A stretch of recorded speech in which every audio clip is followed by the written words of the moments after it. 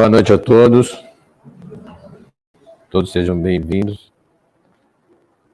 Vamos rogar a nosso Senhor Jesus que nos abençoe, nos ilumine, que abra os nossos corações, a nossa mente para o estudo de hoje.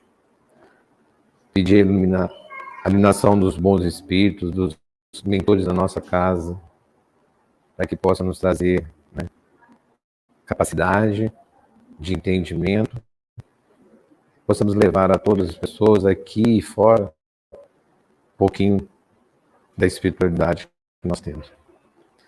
A paz do Pai esteja conosco. Amém. A palestra de hoje, o tema é a importância do trabalho. O Dia do Trabalho, que foi comemorado internacionalmente, no dia 1º, que foi ontem, é dedicado aos trabalhadores e celebrado anualmente no dia 1º de maio, em quase todos os países do mundo, e em quase todos os países do mundo é feriado nesse dia. Por que o dia 1º de maio é dia de trabalho? Essa data foi escolhida em homenagem a uma greve geral que aconteceu em 1º de maio de 1886 em Chicago, nos Estados Unidos. Nesse dia, os trabalhadores revoltados com as condições desumanas de trabalho saíram às ruas para fazer as suas reivindicações. A data foi escolhida num congresso socialista em 20 de junho de 1889 em Paris.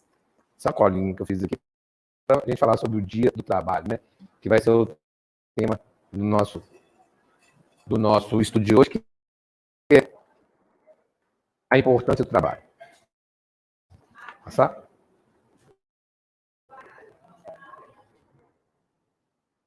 Então, nós vamos para o Livro dos Espíritos, na questão 674, onde Kardec pergunta aos espíritos: a necessidade de trabalho é uma lei da natureza ou uma lei natural? Então, antes da gente ter a resposta dos espíritos, vamos aqui saber o que é essa lei natural, essa lei da natureza. Então, ao falarmos da lei natural, nós precisamos ir à questão 614, onde diz, Kardec pergunta aos espíritos, na questão 614, que se deve entender por lei natural? E eles respondem: a lei natural é a lei de Deus e a única verdadeira para a felicidade do homem. Então, na questão 674, a necessidade de trabalho é uma lei da natureza, os espíritos respondem: o trabalho é uma lei natural. Por isso mesmo, é uma necessidade. Então, se a lei de Deus foi criada para a felicidade do ser humano e a lei do trabalho é uma lei de Deus, uma lei natural, então o trabalho foi feito para a felicidade do homem. Portanto, o trabalho não pode ter aquele sentido que muitas pessoas dão a ele, sentido de dificuldade, de cansaço, de dor, de labuta, nossa senhora, de sofrimento, de obrigação, Se é uma lei de Deus, e a lei de Deus foi criada para a felicidade do homem, e o trabalho é uma lei de Deus, então nós não podemos colocar no trabalho essa denominação de dor, de sofrimento. Nossa senhora, trabalhar hoje.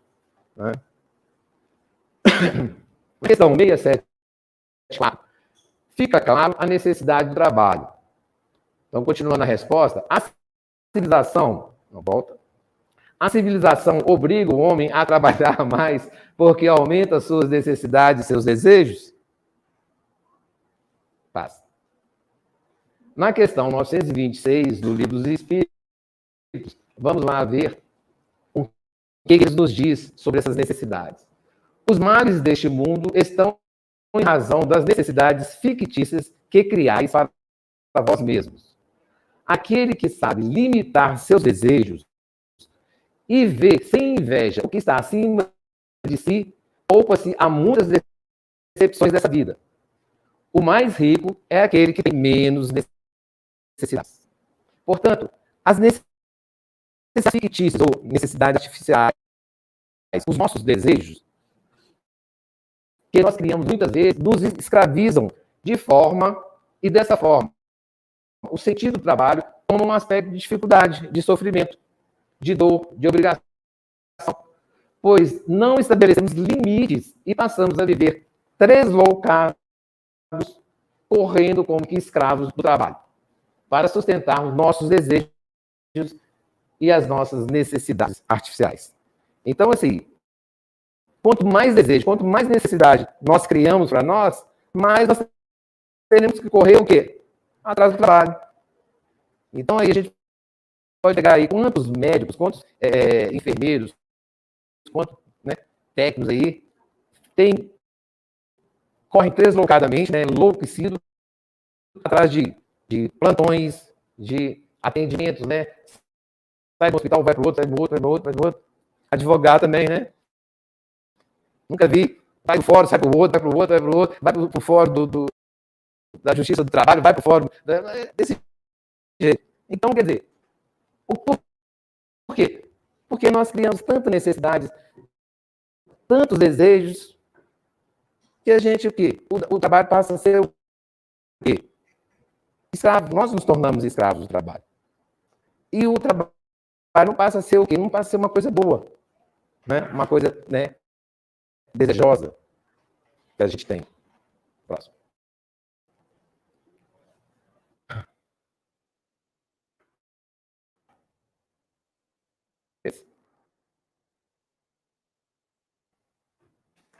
Esse mesmo?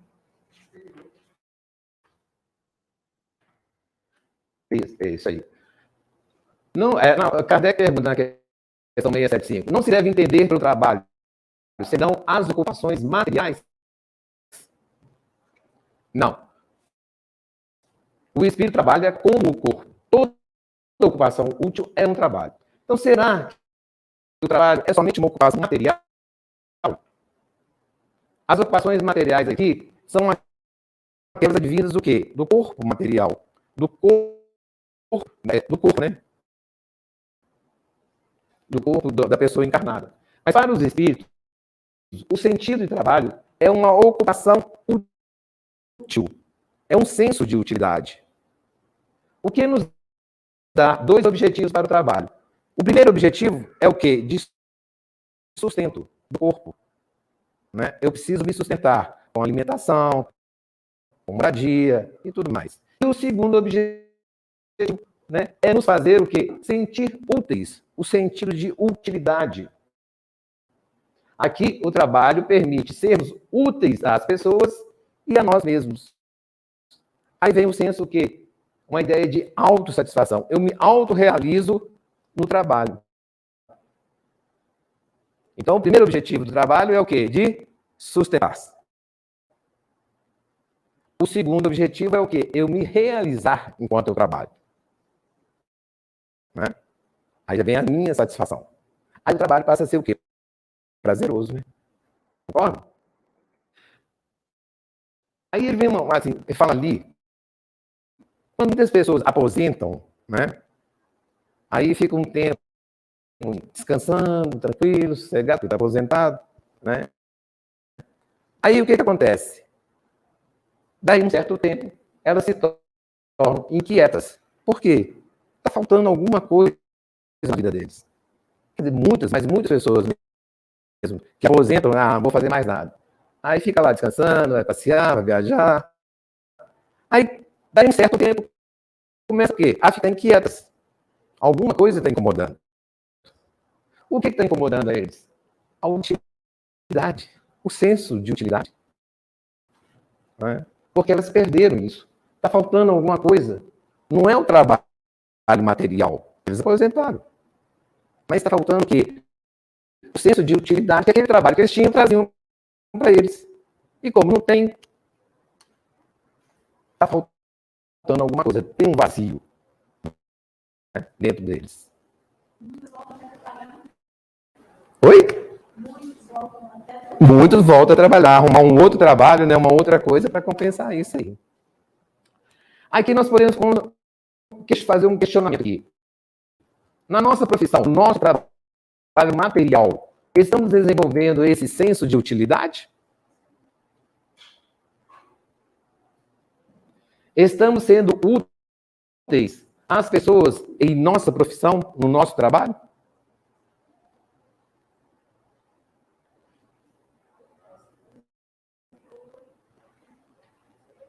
Próximo.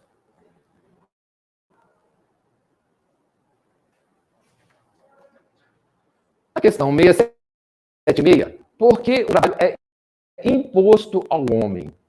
Então, antes da resposta, nós precisamos saber ali o que é imposto. Esse verbo aí, impor, por que, né? Ele aparece mais de uma vez no Livro dos Espíritos. Será que o trabalho é uma coisa que é imposto para a gente? Então, na questão 676, na questão 132, Kardec pergunta aos espíritos qual o objetivo da encarnação dos espíritos, e eles respondem: Deus lhes impõe, ao impor aí, a encarnação com o objetivo de fazer chegar à perfeição. Então, não é uma imposição. Concorda? Se é para o nosso, se é para a gente, né, crescer, né, não é uma imposição. Então, a ideia do verbo impor aqui é a ideia de necessidade. É uma necessidade e não uma imposição. Né? Uma imposição no sentido autoritário, obrigatório. Então, esse verbo impor aqui, ele não é o quê? Uma coisa que Deus nos obriga, né? Mas sim o quê? É uma necessidade que nós temos de crescer com ela. Mas será que também não serve uma imposição? Senão, se a gente não encarnar, se a gente não chegar a perfeição. Mas olha só, se você tivesse desencarnado, você poderia estar crescendo, você poderia estar trabalhando. Mas tem necessidades nossas que a encarnação é que te permite encarnar dessa evolução. Evoluir. Aí ele fala, aí exatamente o que você falou. Existe o quê? Essa necessidade que nos faz crescer. Que não é por imposição, mas sim pelo desejo deles próprios. De fazerem algum trabalho, alguma utilidade. Você tem que ir. Você tem que ir.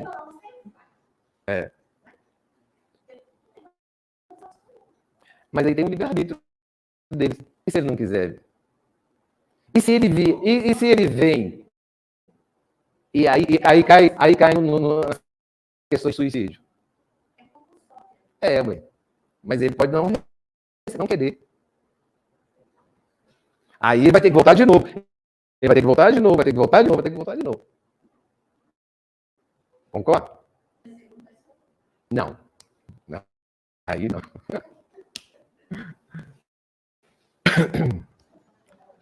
Próximo.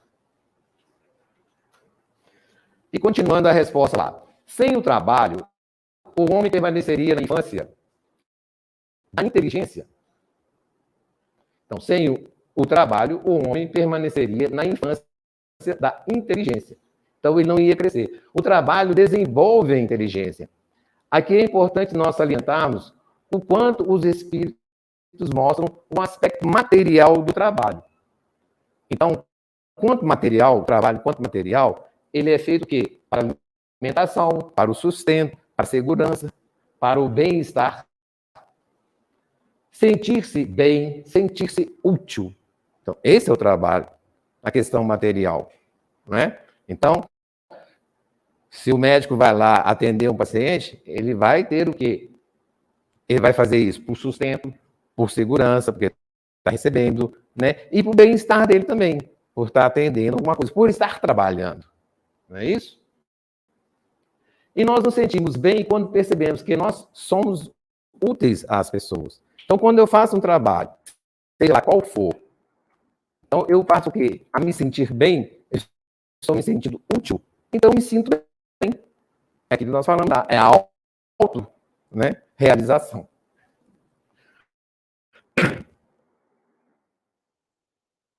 O bem-estar espiritual está no senso de utilidade, de sentirmos úteis. O bem-estar material está onde? No salário, no pagamento, ok? Na recompensa monetária. Agora, o trabalho espiritual está o quê? No bem-estar que eu tenho. na realização que eu tenho. Esse é o. Nós vamos lá no Evangelho de João, no capítulo 6, versículo 27, ele diz assim: trabalhai, não pela comida que perece, mas pela que subsiste para a vida eterna, a qual o Filho do Homem vos dará. Então, olha só, trabalhai não pela comida que perece, mas pela que subsiste para a vida eterna. Então, eu vou trabalhar o quê? Só por causa do corpo? Só para sustentar o corpo? Esse corpo vai virar o quê? Ó, né? Mas quem que vai continuar? Quem que vai, né, lá subsistir? O Espírito. Trazendo aqui um aspecto de utilidade, de perenidade dos efeitos de um bom trabalho. Então, quer dizer, quanto mais útil o meu trabalho me trouxer, quanto mais realizado eu estiver nesse trabalho, mais perene, né, eu vou estar. Encontramos o bem-estar quando nos sentimos úteis no trabalho que desenvolvemos. Então, estamos aqui, nosso trabalho, realizando, não só materialmente, mas pessoalmente também, nos sentindo um bem-estar dele. É uma coisa que a gente tem que pensar, né? Porque muitas vezes no trabalho da gente, nós não fazemos aquilo que gostamos. Às vezes nós temos que fazer aquilo que nós não gostamos, né? Às vezes o advogado tem que defender alguém que ele acha que não devia defender, né? Ou o médico atender uma pessoa que não sabe, que não queria atender. Então, nem sempre nós fazemos aquilo que gostamos, mas precisamos gostar daquilo que fazemos. Apesar de eu não querer defender uma pessoa, apesar de eu não querer atender uma pessoa, eu tenho que, ao fazer isso, eu tenho que fazer bem, gostando daquilo. Não é? Então, precisamos dar o quê? O melhor de nós mesmos, o melhor da minha maneira tecnicamente falando, o melhor da maneira espiritual, o melhor da minha maneira emocional. Eu tenho que me dar por inteiro, né? Tanto profissionalmente quanto pessoalmente. Então, eu tenho que me dar por inteiro. Próximo.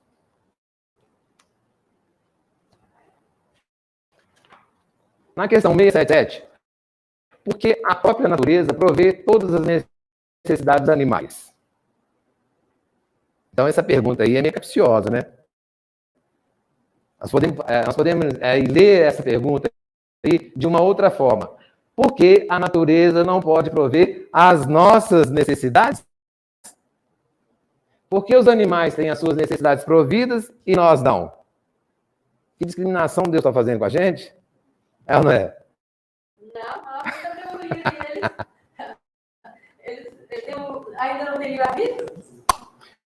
Exatamente, porque os animais, a resposta deles, tudo trabalha na natureza. Os animais trabalham como tu, mas seu trabalho, como a sua inteligência é limitado, ao cuidar de sua conservação, eis porque, entre eles, o trabalho não conduz ao progresso. Então, o trabalho dos animais não é um trabalho de inteligência, é um trabalho de autoconservação deles. A resposta nos diz que tudo trabalha na natureza e os animais, tanto quanto os homens, também trabalham. Mas o trabalho dos animais, por faltar a inteligência, se limitam a cuidarem da própria conservação, ou seja, da conservação deles próprios, e não da conservação da coletividade. Quando agem em uma ideia de conservação coletiva, é a própria conservação, porque ao fortalecer a coletividade, ele também fica o quê? Protegido. Então, o animal aí, ele pensa somente na conservação dele mesmo, e não na conservação da raça humana. O homem não, ele tem que pensar o quê? Na coletividade. Ele não vive pensando só na conservação dele. Mas enquanto ele trabalha o quê? Pensando nos outros também. O trabalho dele não é só para ele, é para os outros também. Próximo. E quando a gente trabalha feliz, a gente fala além daquilo que é da obrigação, a gente fala além. Muito além. Tem necessidade necessidade de fazer algo a mais. De crescer, de utilidade.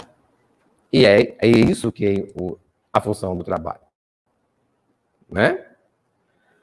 Ao contrário do homem, o trabalho do animal não resulta em progresso. Mas, para os homens, ou para o homem, o trabalho tem dupla finalidade.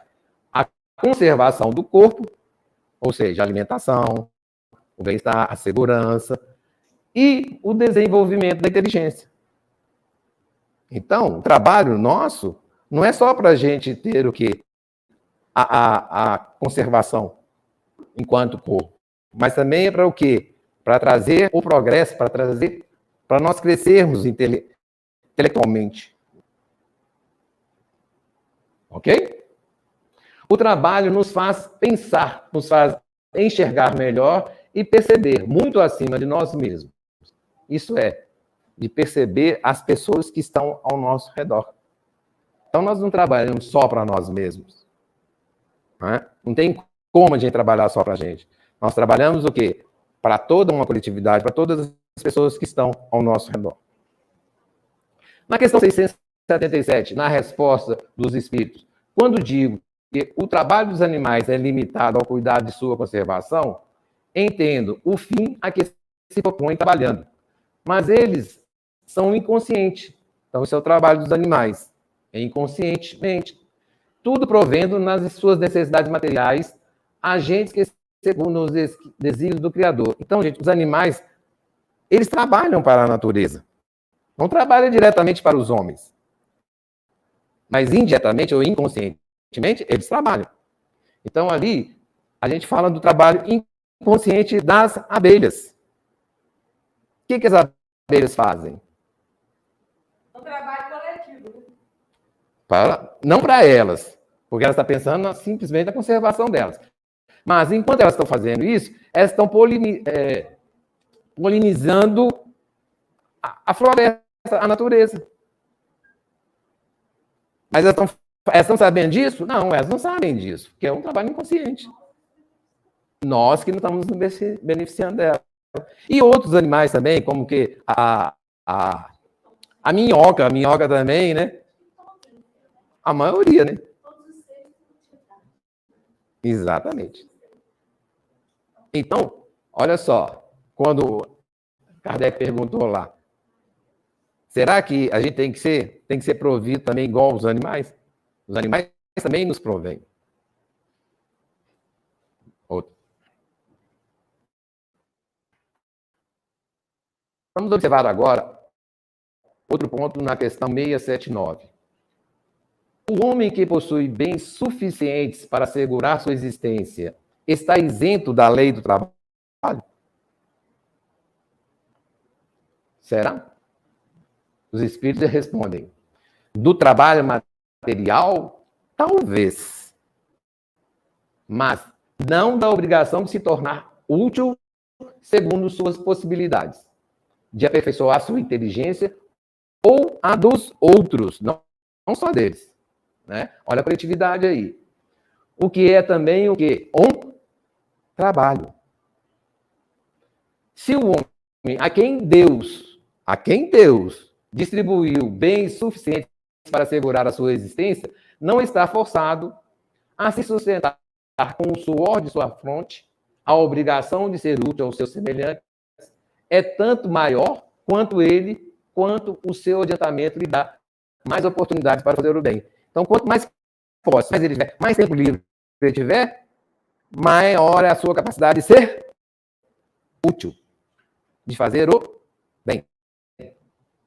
Quando as pessoas dizem assim, vou acumular um bom valor, fazer uma poupança bem gorda, não é? Aí sai daqui, vai para os Estados Unidos, vai para não sei aonde, trabalha, traz um monte de dólar. Vou fazer o quê? Ficar à toa. Vou viver o quê? De rendas daquilo que eu acumulei. E aí pergunto, qual é a utilidade de viver de renda?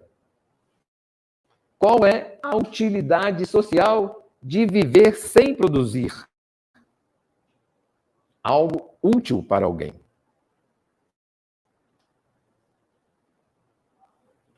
Existe essa utilidade. Será que viver assim, pensando somente na conservação própria, como dos animais, né? Na questão 67, desenvolve a capacidade evolutiva do homem? Ele se evolui? E nessa evolução, ele faz com que os outros evoluam? Ou ele está só pensando só nele? E será que enquanto ele está lá, pensando na conservação dele próprio, será que ele está evoluindo? Os espíritos respondem que do trabalho material, talvez, e veja que a resposta deles é bem dura, né? Bem conclusiva, mas não dá obrigação de se tornar útil. Então, quer dizer, ele pode ter uma série de bens, pode juntar tudo, mas ele não está o quê? Isento da obrigação de ser útil. Próximo.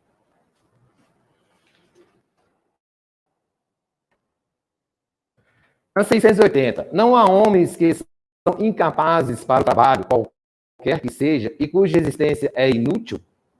Então, quer dizer, não há homens incapazes para o trabalho, qualquer que seja, e cuja existência é inútil? Deus é justo e não condena senão aquele cuja existência é voluntariamente inútil e vive na dependência do trabalho dos outros. Ele quer que cada um se torne útil, segundo as suas faculdades. Então, ele faz até uma assinalação ali na questão 643. Vamos ver o que diz essa questão 643. Haverá pessoas que, pela sua posição, não tenham possibilidade de fazer o bem? Então, existe pessoas, independente da sua posição, né, incapazes ou não para o trabalho, que é impossível fazer o bem? Não há ninguém que não possa fazer o bem.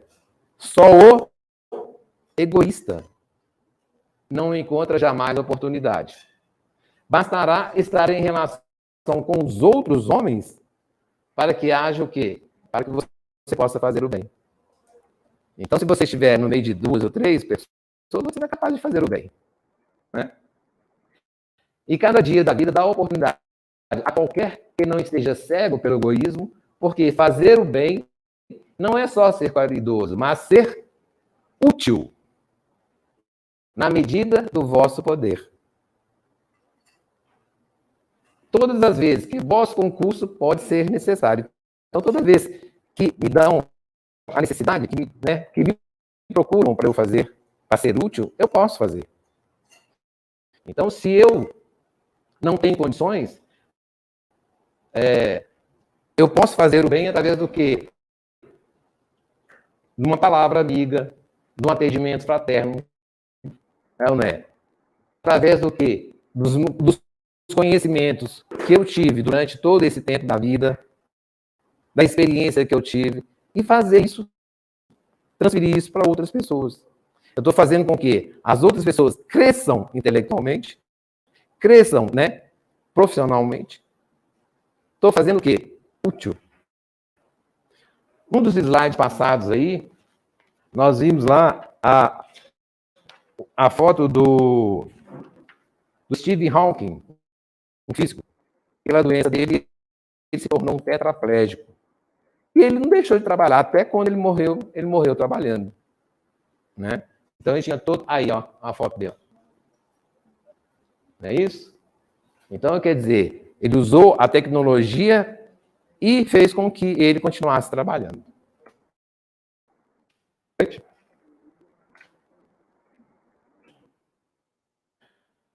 A questão 681. A lei natural, ou a lei de Deus, impõe aos filhos a obrigação de trabalhar por seus pais?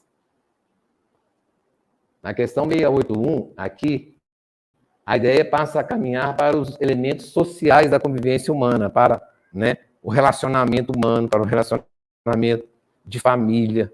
Né?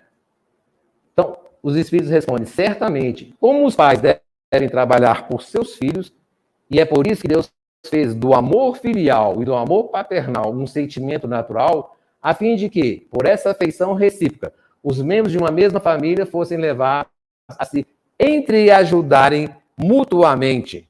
Ali está mutualmente, mas é mutuamente, o que é, muito frequentemente, desconhecido na vossa sociedade atual. Então, o que acontece? Nessa pergunta, não é a lei, né, social que está em julgamento aqui, mas a pergunta é sobre a lei natural, a lei de Deus. Então, é a lei de Deus, né? Aquela que traz a alegria, né, a vida ao homem. Então, quer dizer, o que acontece? Muitas vezes nas famílias existe o quê? Esse distanciamento das pessoas. Então, as pessoas que têm recursos, às vezes não ajudam o irmão, não ajudam o pai, não ajudam a mãe, porque se tornam financistas, né? Então, aqui, a lei natural, a lei de Deus, impõe ao verbo impor aí de novo, aos filhos a obrigação de trabalhar para os seus pais. Tanto os pais quanto os filhos. Então, tem que trabalhar. E na questão 683, qual é o limite do trabalho? Existe algum limite? O limite das forças de cada um. Você que vai determinar qual que é o limite do seu trabalho. Deus não determinou, ó, você tem que trabalhar 24, 23 horas e 59 minutos. Não, ele não determinou. De resto, Deus deixa o homem livre. Espero que tenha transmitido alguma coisa de útil. Outras coisas. E essas outras coisas a gente... Não, durante as 8 horas que você trabalha, você está também sendo útil. Olha só, durante as 8 horas que você dorme, seu espírito está trabalhando. Está sendo útil. Não para de trabalhar, não. E as outras vozes Continua trabalhando. Gente, obrigado. Obrigado pela presença de todos. Até a próxima semana. Deus quiser.